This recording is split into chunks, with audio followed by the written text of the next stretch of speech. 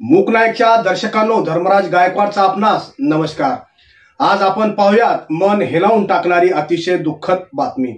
जगाचा पोशिंदा म्हणजेच शेतकरी मायबाप, परंतु हाच शेतकरी राजा आज राजकीय संकटात सापडला आहे। राजकीय व्यक्तीकडून, सरकारकडून, शासनाकडून फक्त आश्वासनाची खैरात वाटल्या जाते। मुळात शेतकरी हा सदन कसा होईल याकडे या राजकीय लोकांचे दुर्लक्ष झाले आहे। परंतु संपूर्ण महाराष्ट्रामध्ये यवतमाळ जिल्हा हा शेतकरी आत्महत्याग्रस्त म्हणून ओळखला जातो। याच दिग्रस तालुका अग्रेसर आहे। याच दिग्रस तालुक्यातील आनंदवाडी या गावातील शेतकऱ्यांचे मात्र हाल होत आहेत। शेतकऱ्यांना पूरक अशा भौतिक सुविधा, अत्याधुनिक तंत्रज्ञान दिल्या जात नाही।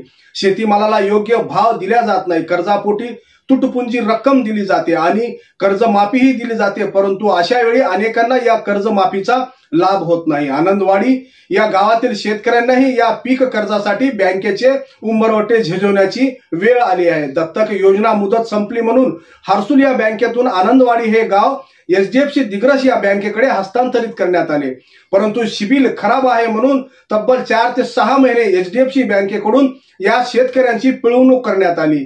सरतेशेवटी या शेतकऱ्यांनी व्यथा मांडण्यासाठी थेट मुख्यमंत्र्यांच्या यवतमाळ येथील सभेत गाऱ्हाणे मांडण्यासाठी गेले, परंतु त्या ठिकाणी लाडकी बहीण योजनेच्या गुंताऱ्यात असलेले मुख्यमंत्री यांनी शेतकरी राजांना ग्रीन हाऊस मध्ये तुम्ही वेटिंग करा, आपण नंतर चर्चा करू असे सांगितले आणि आपलं भाषण संपल्यानंतर मुख्यमंत्र्यांनी या शेतकऱ्यांची व्यथा ऐकून न घेता निघून गेले।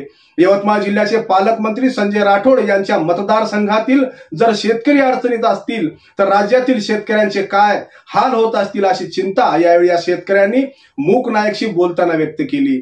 पीक कर्ज देणे, वेळेवर कर्ज माफी न करणे, बँकेला गाव दत्तक आणि बँकेने सिबिल खराब आहे म्हणून शेतकऱ्यांना हाकलून देणे, त्यांना मारहाण करणे, शासनाच्या वेगवेगळ्या योजना किती लोक उपयोगी आहेत हे दाखवण्यासाठी त्या कार्यक्रमावर करोडो अरबो रुपये खर्च करणे आणि प्रत्यक्षात मात्र शेतकऱ्यांना उपाशी ठेवणे, असा प्रकार सध्या राजकीय वर्तुळात पाहावयास मिळत आहे।